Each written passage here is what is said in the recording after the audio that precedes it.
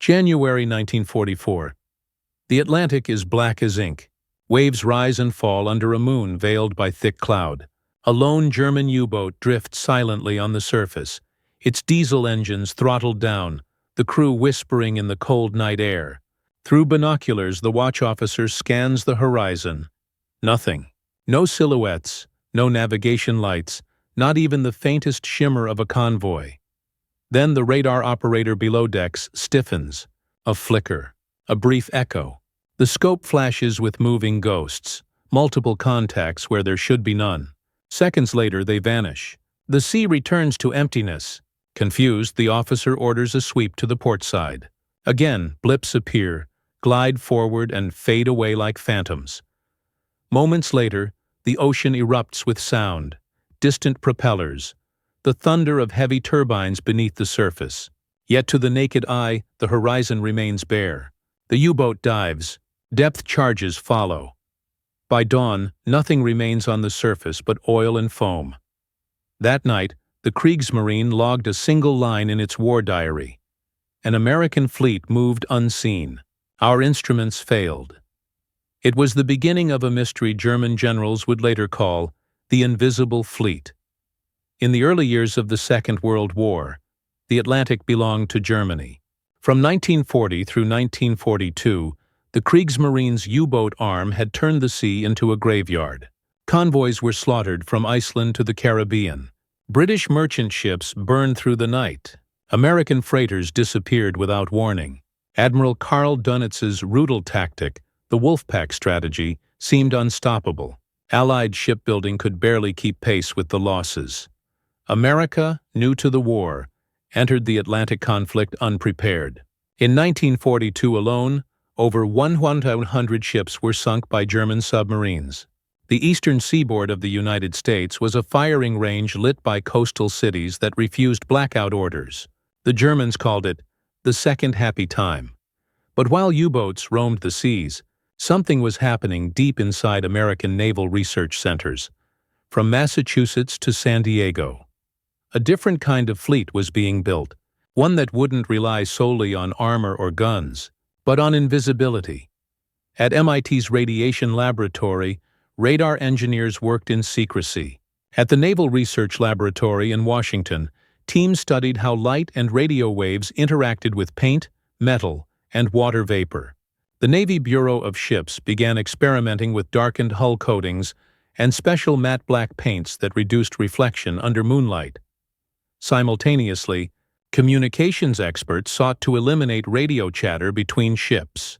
The U.S. Navy's obsession became silence, acoustic, visual, and electronic. Fleets that once broadcasted orders across open channels began using encrypted bursts, signal lamps, and pre-arranged maneuver scripts.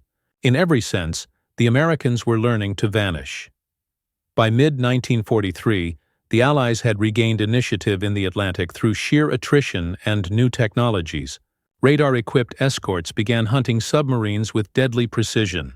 Yet, as the tide turned, U.S. Naval Command wanted more than defense. They wanted to move across the ocean, unseen, undetected, and strike first. Enter the birth of task forces, groups of fast carriers, cruisers, and destroyers capable of crossing thousands of miles without betraying their position. Their secret: radar discipline, radio silence, and a network of navigational systems that rendered lights unnecessary. When U.S. Task Force 58 sailed under Admiral Raymond Spruance, the Japanese nicknamed them Ghosts of the Sea. In the Atlantic, similar whispers began to circulate among German intelligence officers. Reports from U-boat patrols described convoys seen on radar but invisible to sight. Others spoke of ships appearing out of total darkness, attacking at night, and disappearing before dawn. To the Germans, who prided themselves on technological superiority, this was impossible. The Reich's naval scientists had built some of the most advanced sensors in the world. They trusted their hydrophones, radar sets, and optics. Yet these strange American formations, moving at high speed, coordinating perfectly in blackout, challenged every assumption. At the Oberkommando der Marine, OKM headquarters in Berlin, Decrypted Allied transmissions were analyzed day and night. Nothing explained how entire fleets were traversing radar-patrolled waters undetected. Some analysts blamed atmospheric distortion. Others suspected British misinformation campaigns. But a few German officers, particularly in the B-Dienst intelligence division, began to suspect something deeper, that the Americans had mastered operational invisibility, blending radar science, disciplined coordination, and darkness itself into a weapon. As 1943 turned into 1944, this invisible fleet began appearing in multiple theaters. From the North Atlantic to the Pacific, U.S. ships moved without light, struck with precision, and vanished back into the horizon. To most German commanders, it was still rumor, a trick of nerves and radar. But soon, evidence would become undeniable. The night that changed everything was approaching, when a German submarine flotilla would encounter, for the first time, what its officers called Die Unsichtbare Flotte. By the start of 1944, the Reich's Naval Command began to realize it was no longer fighting the same enemy it had faced in 1942. The Americans had learned. Fast Allied shipyards on the east coast were operating around the clock. Every week, Liberty ships rolled out faster than U-boats could sink them. Radar-guided destroyers and long-range patrol aircraft turned the Atlantic from hunting ground to kill zone. For Admiral Dönitz, the silent killer of 1941, the tables had turned, and the sea that once hid his wolves had become their grave. Yet what truly disturbed the German High Command wasn't the loss of material. It was the loss of visibility. Convoys that should have been detected vanished into black water. Even with upgraded hydrophones and FUMO radar systems, detection rates plummeted. The U-boats could sense propellers, hear engines, but couldn't place the source. In Berlin, the Naval Intelligence Division, B-Dienst, scrambled to find explanations. Reports from returning U-boat crews read like ghost stories. Multiple contacts on radar, then nothing. Depth charges from unseen ships. Surface vessels traveling, without lights at incredible coordination. The Americans had achieved something beyond concealment. They had synchronized movement, timing, and silence into a single doctrine. At the heart of this doctrine was Operation Blackout, a naval directive introduced in 1943. Every U.S. warship, from carriers to destroyers, adopted strict light discipline. Even a cigarette on deck was prohibited. Navigation lights were replaced by hooded blue beacons visible only through special optical filters. Pilots landing on carriers used luminous paint markings instead of deck lights. From the air, the sea looked empty, but invisibility wasn't only visual. The U.S. Navy combined this blackout with radar deception and navigation technology. Long-range navigation allowed ships to triangulate positions through low-frequency radio waves undetectable by standard German receivers, radar jamming and reflection control, via sea spray manipulation and coated hulls, distorted German detection instruments, radio silence protocols, meant convoys could alter formation without a single broadcast. Each American fleet became a moving enigma, hundreds of thousands of tons of steel gliding through darkness without a trace. By late 1943, the Germans had detected irregular radio interference in the mid-Atlantic, assuming it to be atmospheric. What they didn't know was that these faint disruptions came from Allied radar countermeasures, including the experimental use of thin aluminum strips dropped from aircraft that reflected radar waves and created hundreds of false echoes. In one intercepted message, from a U-boat commander near the Azores, the tone was almost incredulous. Radar shows a fleet, optics show nothing. The sea plays tricks. For Dönitz, these reports were alarming. The invisible fleet challenged the very foundation of submarine warfare. If a convoy could no longer be seen, plotted, or even heard reliably, then the U-boat, the spearhead of German naval power, was effectively blind. Meanwhile, across the Atlantic, Admiral Ernest King and Admiral Chester Nimitz pushed the same doctrine into the Pacific, where night operations demanded even greater precision. American task forces began to move by night, guided by radar and LORAN, striking enemy harbors before dawn and retreating into mist before daylight. By early 1944, intelligence from both the Pacific and Atlantic converged on one truth. The United States had transformed invisibility from myth into method. In January, one particular fleet movement off the western coast of France caught German attention. Allied ships transited known patrol zones in complete silence. Multiple U-boats reported them. None returned with proof. Not a single torpedo hit. Not a single visual confirmation. That operation, unnamed and undocumented in German records, marked the moment when the Reich's admirals began to whisper a phrase that would haunt their strategic meetings for months. America's unsichtbare Flotte. What began as disbelief was about to become undeniable reality, because soon, the Germans would not just hear of this invisible armada. They would see it with their own eyes, moving silently across the night sea. The phenomenon the Germans would later describe as America's invisible fleet was not the product of a single invention. It was the convergence of human discipline, tactical foresight, and technological evolution, each perfected in isolation, then fused into something the world's most experienced naval officers could neither track nor counter. By 1944, U.S. naval doctrine had evolved beyond aggressive patrolling. The ocean itself became an ally.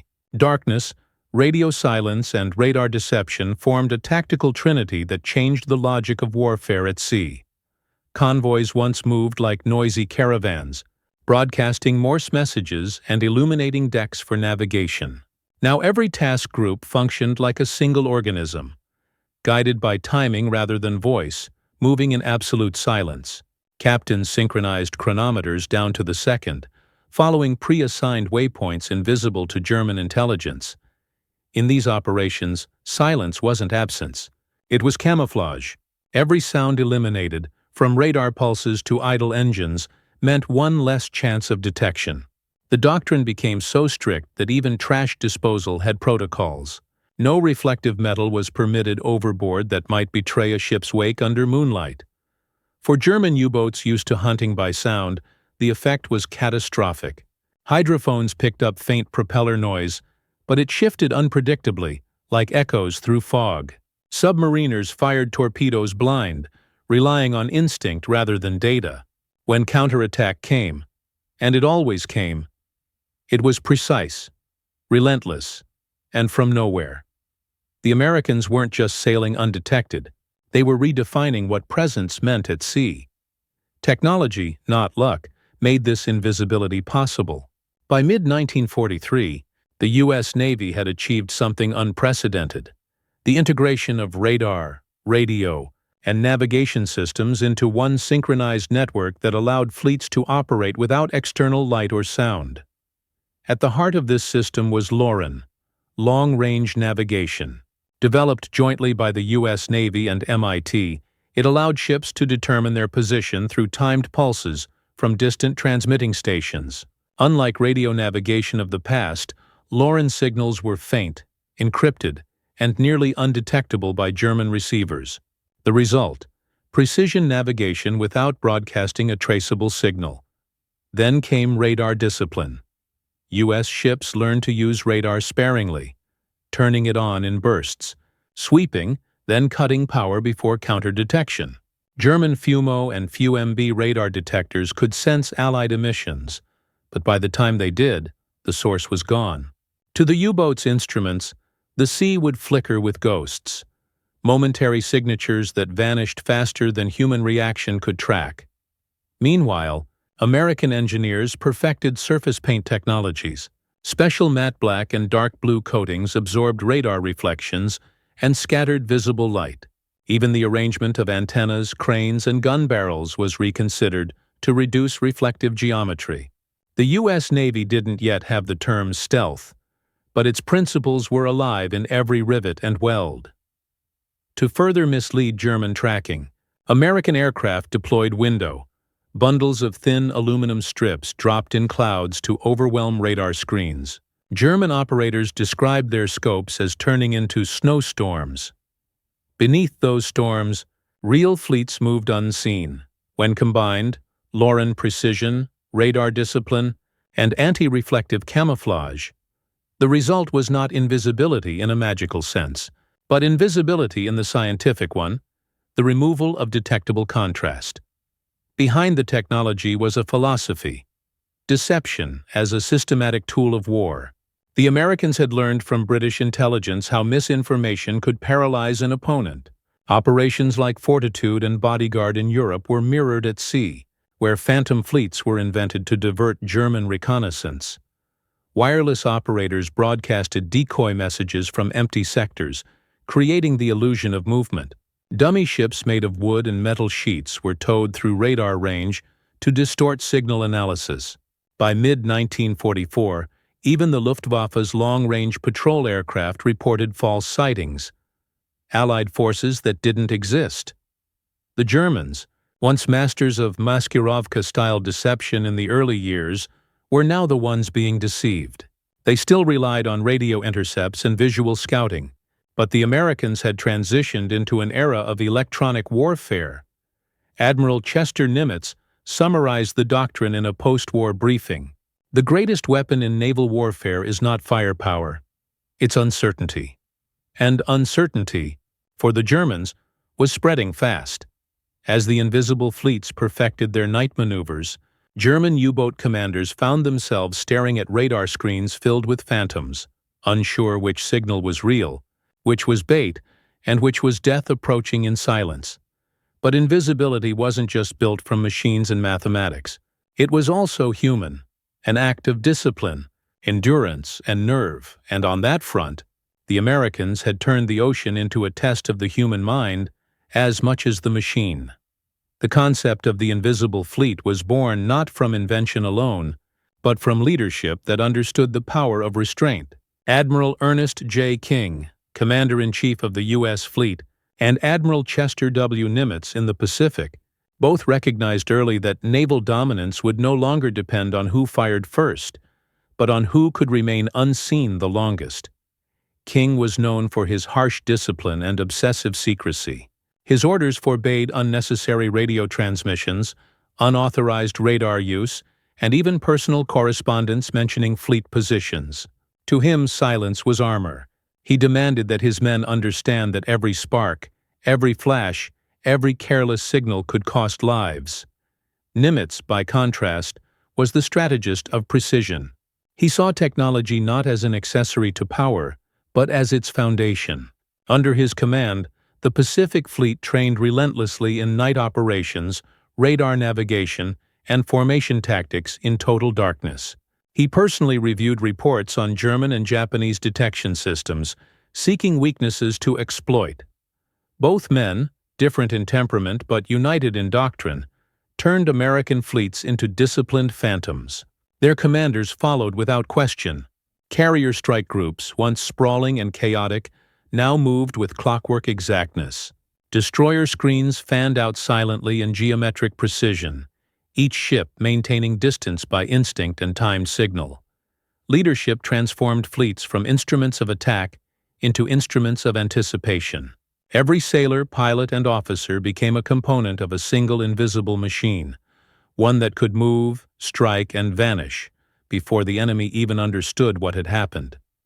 While admirals charted the strategy, another war raged beneath the surface, an invisible war of interception, deception, and code. The United States had broken multiple Axis ciphers through Project Ultra and Magic, giving them eyes into enemy communications. Yet they also learned from those very decrypts what the Germans saw, and didn't see, at sea. American intelligence began studying the gaps in German radar and radio monitoring. They realized that the enemy's detection systems were frequency limited, unable to track the faint signals used by Allied navigation networks. This knowledge became the core of the invisibility strategy. Never illuminate yourself in the enemy's spectrum. Naval cryptographers and engineers collaborated closely. They developed radar bursts short enough to detect but too brief to triangulate. They filtered out reflections from waves, adjusted frequencies to mimic natural interference, and programmed signal sequences that could blend into weather noise. To German technicians, the American fleets seemed to disappear into the very environment they were crossing. At Bletchley Park and the Naval Research Laboratory, analysts cross-referenced intercepted German reports with Allied fleet logs. They noticed something astonishing. Every time a fleet moved under blackout and radar discipline, German intelligence failed to track it accurately. This discovery led to Operation Quicksilver, a deliberate campaign of radar and radio misdirection preceding the D-Day invasion. American transmitters created entire phantom fleets off Norway and the English Channel, diverting attention from Normandy. German generals later recalled the confusion vividly. "We were certain the invasion would come from the north. Our radar saw what our eyes could not." The same deception principles that hid the Normandy fleet at dawn had already hidden dozens of American task forces at night across the world's oceans. For Germans, U-boat commanders, the experience of encountering America's invisible fleet was as much psychological as tactical. They had once been predators, silent, unseen, feared. Now they were prey, hunted by ghosts that moved without light or sound. Post-war testimonies from captured officers tell the same story.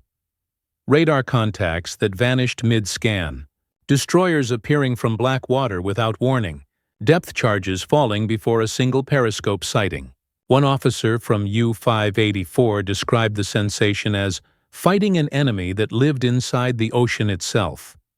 The psychological toll was immense.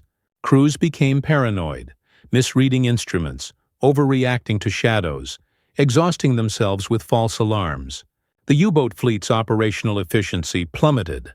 Even when American ships weren't present, German sailors imagined they were. Fear became its own weapon. Meanwhile, Allied sailors aboard those silent fleets experienced the opposite sensation. Discipline forged into faith. They operated in total blackout. Their world reduced to red-lit instruments and whispered commands. Many never saw the enemy they destroyed. To them, invisibility was both a shield and a burden. The pressure to remain unseen was absolute. A single spark on deck could betray an entire convoy. One man's mistake could bring death to thousands. That awareness bred a culture of quiet perfectionism, a trust in each other and in the machines guiding them through the dark. By 1944, both sides had reached a strange symmetry of fear. The Germans feared what they could not see. The Americans feared being seen. And in that balance, the tide of war began to shift irrevocably. The technology was ready. The doctrine was complete. The men were trained. All that remained was for history to witness what this invisible armada could do when it finally met the enemy face to face. June 1944. The Atlantic night was still and thick with humidity. A black mirror stretching from horizon to horizon. Somewhere within it, Task Force 129 was moving east, bound for the waters off France. Above deck, no light shone. No sound carried beyond the hulls. Even the engines were throttled to low vibration to mask their acoustic signature. Hundreds of thousands of tons of steel moved as quietly as mist. The invasion of Normandy was only days away, and across the Channel, German radar stations pulsed in search of movement. Operators along the French coast scanned their cathode screens, eyes burning under dim lamps. They saw what they expected to see. Waves, storms, small fishing vessels. But the Great Armada, the largest in human history, was invisible to them. It wasn't magic. It was mastery. American and British ships used radar only in bursts of a few seconds, coordinated so that one vessel's transmission vanished before another's began. Loran signals gave navigation with an error margin of less than a mile across hundreds of kilometers. Decks were blackened, superstructures matte-coated, radio emissions silent. German Freya and Würzburg radar systems could detect aircraft and ships, but only when those targets emitted steady energy. The Allied fleets gave them nothing. As Dönitz's remaining U-boat flotillas prowled near the Bay of Biscay, they expected to detect the Allied buildup. Instead, their scopes flickered with noise, scattered returns, echoes from nothing. One captain described it in his log. "The sea itself returns our signals." We cannot separate wave from ship. On the night of June 5th, U-boat U-415 patrolled off Cherbourg. Its commander, Oberleutnant Herbert Werner, later recalled that the radar operator suddenly gasped. Dozens of faint blips appeared, moving rapidly eastward. The next second, the screen cleared to total silence. Then came the roar of propellers. When the periscope broke the surface, there was only darkness. Minutes later, destroyer searchlights cut the sea apart. Depth charges fell in perfect rhythm. Werner barely escaped with his life. That was the first direct encounter between a German submarine and what they would later name the Unsichtbare Flotte. As dawn approached, the Allied fleet revealed itself not through sight, but through consequence. Thousands of landing craft, battleships, and transports had already crossed the channel unseen. The Germans had been watching the wrong water. Operation Fortitude's phantom fleets, broadcast by radio and radar decoys, had drawn their attention to Norway and Calais. When the real Armada arrived at Normandy, it seemed to materialize out of nothing. General Erwin Rommel, in his post-war debriefing, described the moment as a blow from a shadow. But the drama of that night was only one side of the story. Across the world, in the Pacific, the Americans were preparing to unleash the same doctrine on a scale that would shatter Japanese naval confidence. Forever. June 19, 1944. The Battle of the Philippines. C. Known afterward as the Great Marianas Turkey Shoot, it became the ultimate test of America's invisible fleet. In the Western Pacific, Admiral Raymond Spruance commanded Task Force 58, a vast formation of carriers and escorts steaming toward the Marianas. Unlike earlier operations, this fleet moved entirely under blackout. Their radar emissions were coordinated to appear like weather anomalies to Japanese detection systems. Even reconnaissance planes from the Imperial Navy failed to find them. At sunset, Japanese scout aircraft reported clear seas between Saipan and the open Pacific. Hours later, U.S. carrier groups emerged from the darkness and launched waves of Hellcats and Avengers in perfect synchronization. When the first airstrike hit, the Japanese commanders were stunned. They had expected the American fleet to be hundreds of miles away. Instead, it was already within striking distance, undetected, silent, lethal. A Japanese staff officer later wrote, "They moved through the night as if invisible. Our screens showed nothing. Our scouts found nothing, and yet the sky was full of their planes." That night, radar silence, blackout, and deception converged into one decisive demonstration of invisible warfare. The U.S. Navy had perfected movement without trace, attack without warning. The Germans, observing from afar, through intelligence channels, could scarcely believe the reports. How had the Americans transported an entire task force through contested waters unseen? In Berlin, Admiral Dönitz demanded verification. B-Dienst analysts could provide none. Their instruments, their charts, their logic, all had failed to predict what had happened in the Pacific. The invisible fleet was no longer rumor. It was fact. And before the year ended, the Germans themselves would encounter this spectral power again. This time, not in reports from afar, but in the cold Atlantic where the hunter would become the hunted. Late summer, 1944, the Atlantic was changing hands. What had once been the empire of German submarines was now a domain of shadows commanded by American steel. Off the coast of Norway, U-boat flotillas still tried to intercept Allied convoys, supplying the push toward France. But the sea had grown unrecognizable. The hydrophones were unreliable, sonar confused by false echoes, and radar signals behaved like mirages. For many captains, it felt as though they were chasing ghosts. On the night of August 22, 1944, a small formation of German submarines, including U-541 under Captain Kurt Peterson, patrolled near the mid-Atlantic Gap. It was routine, dark water, low visibility, and radio silence. At 0200 hours, U-541's radar operator detected multiple faint contacts to the west. Peterson ordered a slow turn, preparing to shadow what he assumed was a standard Allied convoy. But as the minutes passed, those contacts began to multiply, spreading across his scope like droplets of light. Then, nothing. Total silence. Peterson thought his equipment had failed. Then the sound arrived. Deep, synchronized propellers pounding beneath the ocean floor. Moments later, depth charges rained from the sky. The sea exploded. Peterson never saw the attackers. He never heard their approach. His U-boat surfaced only long enough to send a broken message before being swallowed by fire. The Kriegsmarine would later record it as enemy action. Source unknown. Radar and hydrophones failed. Fleet unseen. That enemy action was U.S. Task Force 121, a hunter-killer group led by the escort carrier USS Bogue. Operating under blackout and radio silence, the fleet used radar pings in microsecond bursts and aircraft fitted with experimental magnetic anomaly detectors. To German ears, they were invisible until the final strike. By autumn 1944, these ghost fleets had destroyed more than 50 U-boats in the Atlantic alone. Every time German analysts tried to reconstruct the battles, the patterns made no sense. The Americans were attacking from beyond detected range, coordinating perfectly without open radio traffic. Inside the OKM headquarters in Berlin, Admiral Dönitz convened an emergency meeting. Intelligence officers laid out intercepted Allied transmissions. Nothing but weather data and low-frequency signals that seemed random. Yet convoys were appearing where none had been tracked.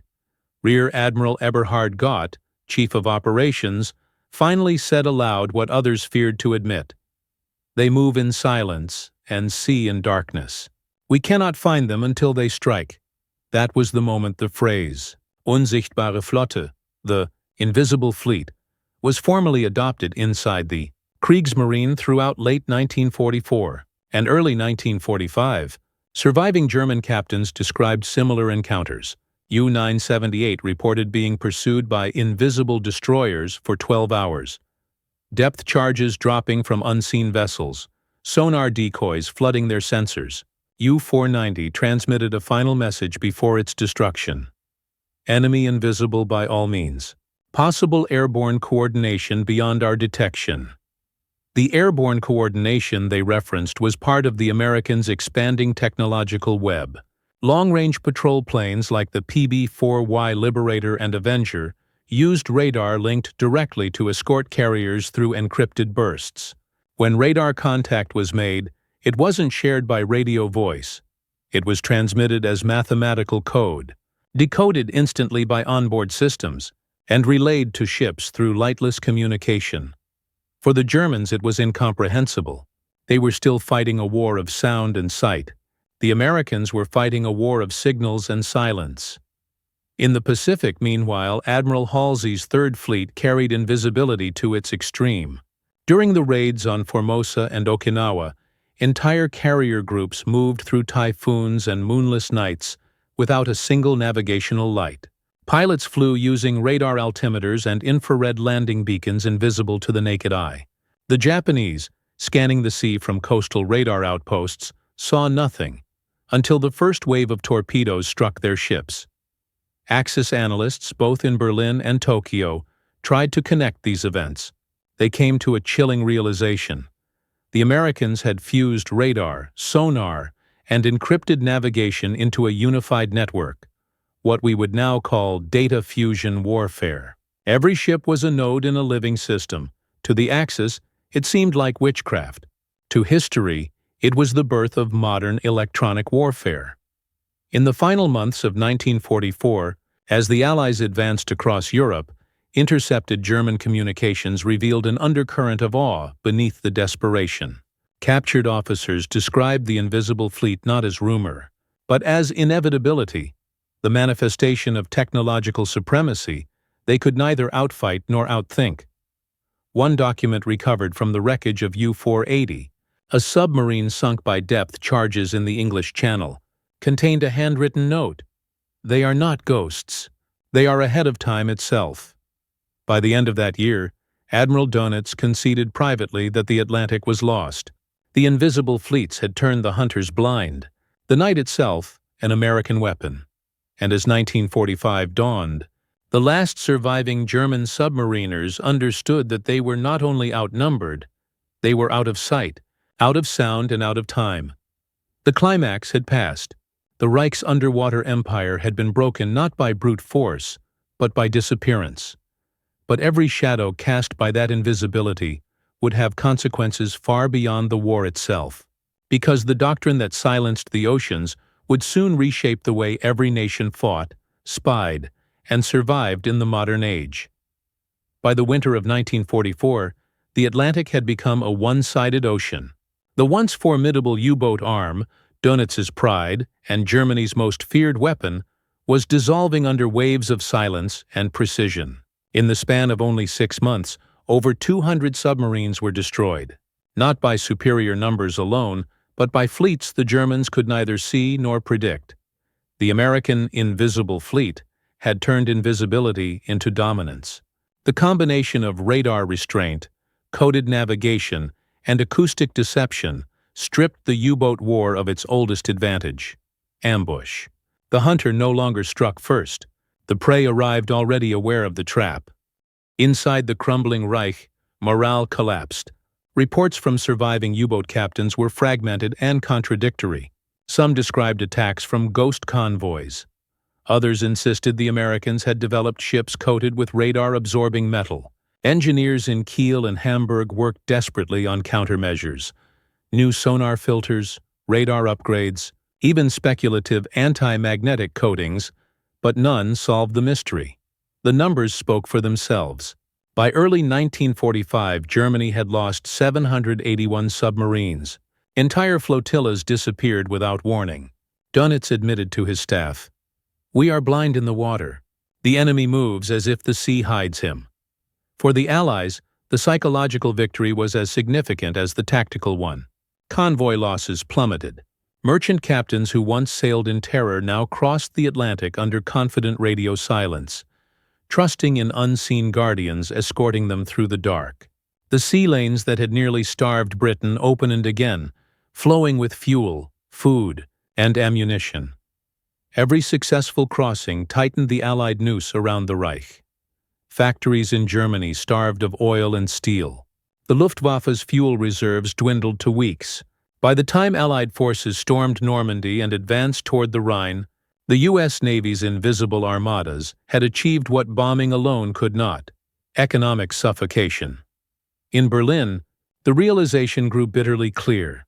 The war's decisive weapon was not the tank or the bomber, but information. The Americans had fused sensors, codes, and timing into a single warfighting organism. What Dönitz called ghost fleets were, in truth, networks of perfectly disciplined ships bound by an invisible thread of mathematics and trust. Captured documents after the war revealed how deeply the phenomenon had unsettled German command. An internal OKM memorandum dated February 1945 read, "Enemy fleets no longer conform to known models. Movement impossible to predict. Radar and hydrophone data unreliable. Recommend study of electromagnetic camouflage." That phrase, electromagnetic camouflage, would later define the future of warfare. Though the Third Reich collapsed before it could replicate the system, its scientists had glimpsed the dawn of an age where the line between visibility and survival would vanish. By April 1945, the Atlantic War was effectively over. U-boats fled to Norway or scuttled themselves in harbors. The few that remained at sea surrendered to convoys they couldn't see, guided to Allied ports by voices echoing through static. The men who had once prowled the deep in confidence now emerged blinking into the daylight of defeat. Many confessed later that it wasn't just the loss that broke them. It was the humiliation of never even seeing the enemy that destroyed them. For the Americans, however, victory brought revelation. The experiments in silence and radar deception had proven far more powerful than anyone had imagined. Admirals, engineers, and scientists now understood that the ocean could hide as well as reveal, and that mastery of that balance would define all future wars. The age of invisible warfare had begun, but its legacy wouldn't remain confined to the Atlantic.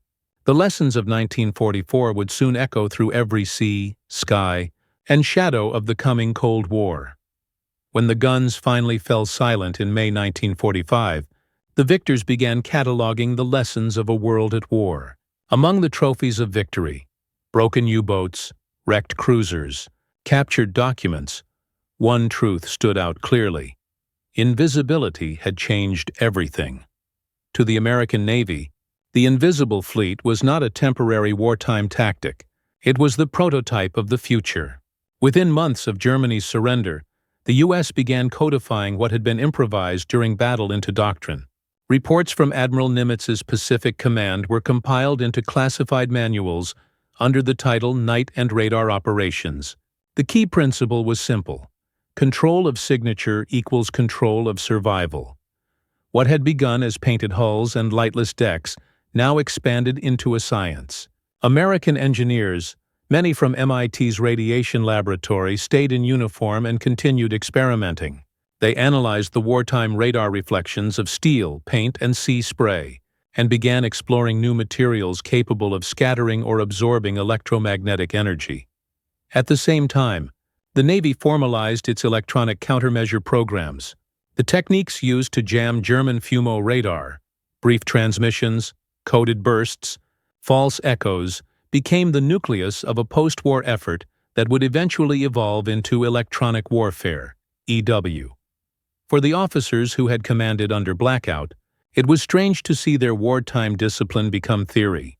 Men who had once navigated by stopwatch and starlight were now training cadets in the art of radar silence, acoustic masking, and electromagnetic deception. What they had learned by necessity became the seed of a philosophy that would guide navies for decades: to see everything while being seen by nothing. In Europe, the defeated Germans were astonished by what Allied engineers revealed after the war. Captured Kriegsmarine scientists examined the American radar systems and navigation equipment with disbelief. They realized that the United States had operated an entirely separate communication spectrum, one they had never monitored.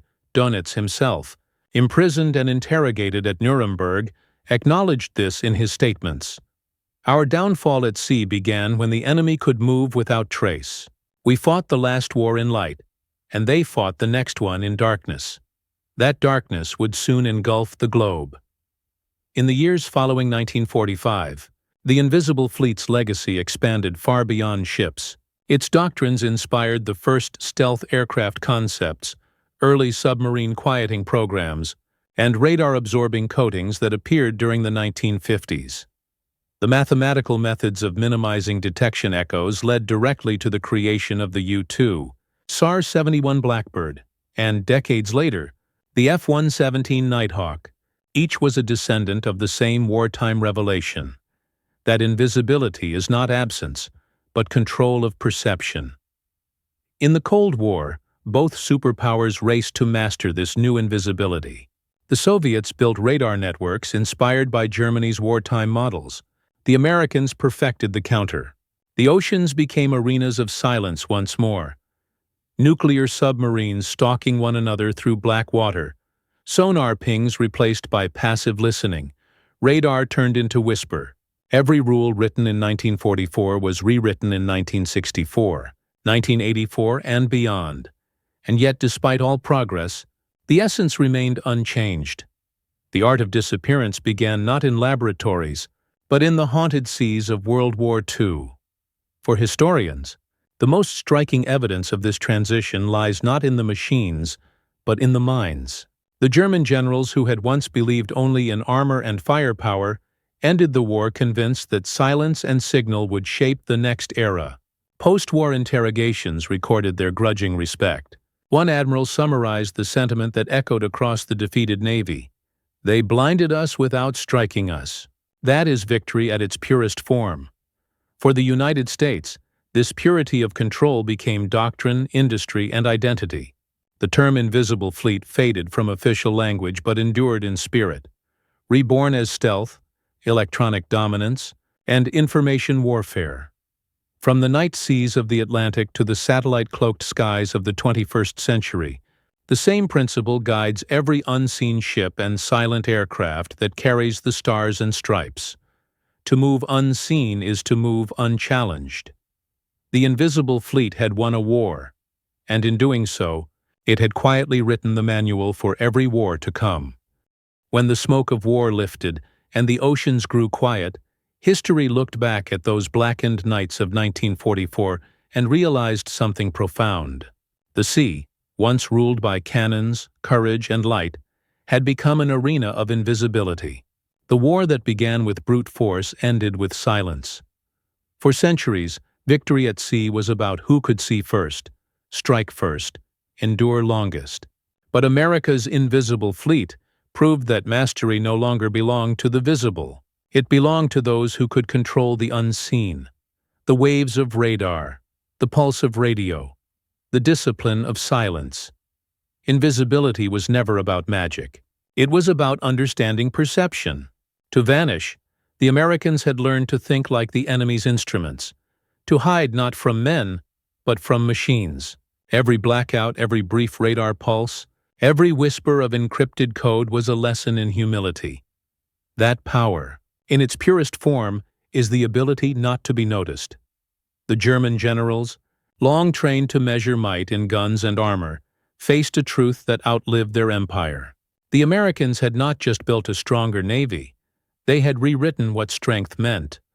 After the war, that doctrine of silence spread far beyond the ocean. It reached into the skies, into space, into cyberspace. The invisible fleet had shown that technology and discipline could erase entire armies from sight, and in doing so, it reshaped the soul of warfare. And yet, beneath the steel and circuitry, there remained something human. Every sailor who stood watch on a darkened deck, every officer who gave orders in whispers, every commander who trusted blind instruments through storms, they all understood the same quiet truth. Invisibility demands faith. Faith in comrades, in machines, in timing, in the unseen hand that guides one safely through the dark. The men who lived through that silence carried it with them long after the war. Because once you've seen the ocean hide an entire fleet, you never forget what darkness can do, and what it can conceal. That is the untold story of America's invisible fleet. Not a tale of ghosts, but of mastery.